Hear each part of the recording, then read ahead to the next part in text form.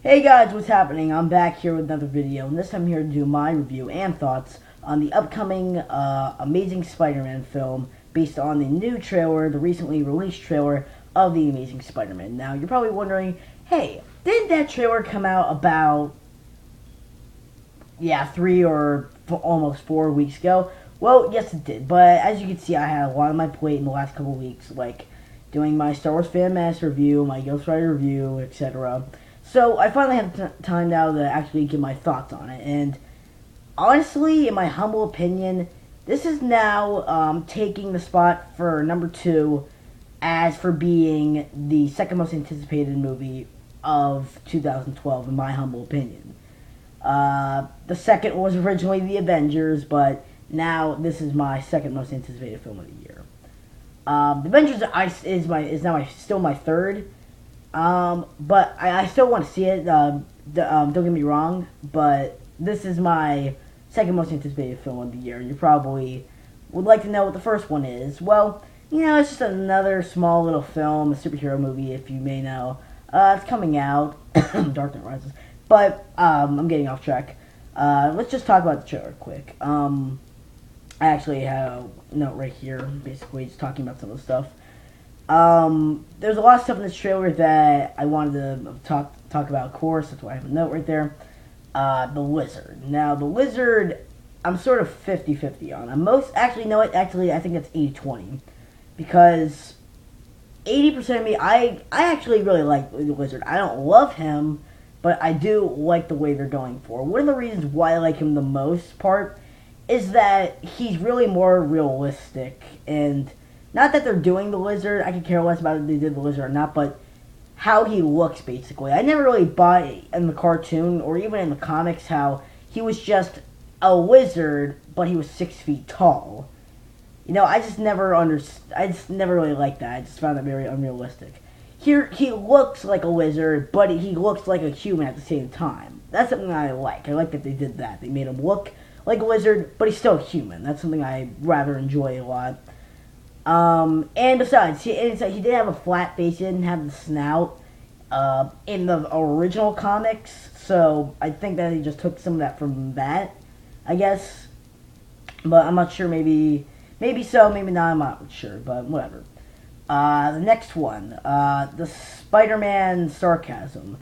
Now, if you don't know this, then you're probably not a Spider-Man fan, but Spider-Man in the comics and in the cartoons constantly did wisecracking little jokes to the thugs that he was beating up. Sorry, burps. Excuse me. But he constantly made like little smart aleck cracks towards villains and stuff constantly throughout the comics and even in the cartoons. He did a little bit in the Sam Raimi ones, but not too much. He was just sort of like a silent Spider-Man, which I did not like that. Something I don't like about the Raimi Spider-Man movies. I like them, but, that's just something I definitely have to give it a point down for. But here, it does appear to look like that. And it appeared to look like that in a lot of the other Spider-Man movies, but then it was just like, one wisecrack per movie, so yeah. So I hope that this movie does have more wisecracking Spider-Man in it. Like, he's sitting in the back of a car when a guy is carjacking a car, and he goes like, if you want to be noticed, you should stop trying to dress like a car thief or something like that. And then the guy goes like, "Are you a cop?" And then he goes, "Do I really look like a cop?" The guy in a red and blue skin tight suit, which is a really dumb question, But that is something that I hope they have more in the film. So yeah.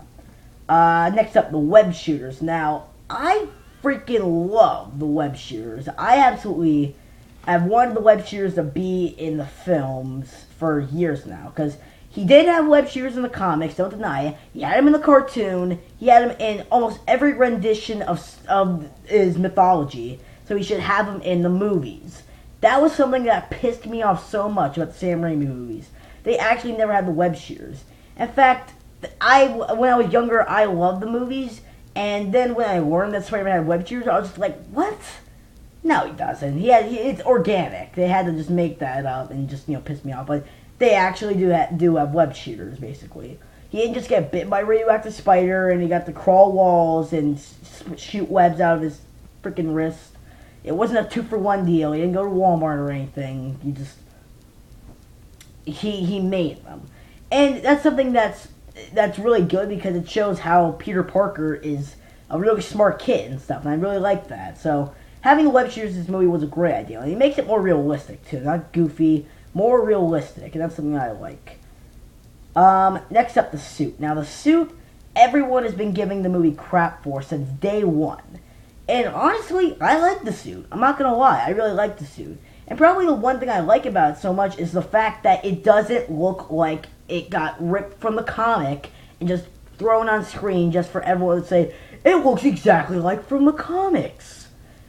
That's something I like. Like, you don't see every single Batman movie have the exact same Batman suit from the comics. You don't. There's a different rendition of the suit. That's something I like here that they're doing. They're doing a bit of a spin on it. It's just, it looks the same, but overall, it's not the same. Because Spider-Man's suit, if you go back and watch the old Sam Raimi movies, they look exactly like the ones from the comics. That's nice, yeah, but we want something a little bit different. We don't want the exact same thing. We just want a little bit, we want the same, but just, a little bit, minor tweaks here and there. That's something that I like. But, we finally got that here, so that's something I like. Also, the little track shoes that he has is a minor nitpick, but I do think that's actually going to help out with how he crawls the walls, basically. I just never understood how he can crawl the walls when he has gloves and, like a huge skin-tight suit on, basically. That's something I never liked. But next up, the last one is the darker / the more serious tone. Now, what I mean by that is, it looks like it has a lot more sort of a serious and actually sort of viable plot. No, the Green Goblin is not in this movie, and he's not riding on a glider throwing pumpkin bombs. Really unrealistic. It could happen, but it's really unrealistic. It's an actual sort of villain that could happen. That's something I like. That's something that the Batman movies did do. That's what Nolan did do with those movies. That doesn't mean I want it to be more absolutely more realistic or darker. No, that's not what I want. I just want it to be more serious. Like, you can actually buy it, basically. That kind of sounds the way it is, but it's kind of not. But I like that. I like that it actually looks a lot more, darker.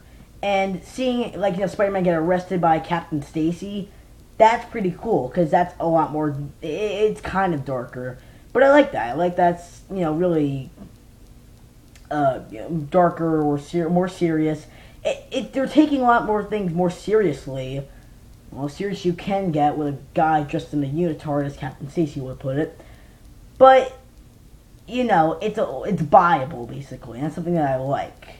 So, yeah, that wraps it up for basically all of that. And, yeah. Oh, yeah, I still have 2 more trailers to review. That's right. So yeah, stay tuned next week for my Avengers trailer review. And this is me saying bye. My 8 minutes. And my longest video to date. Bye.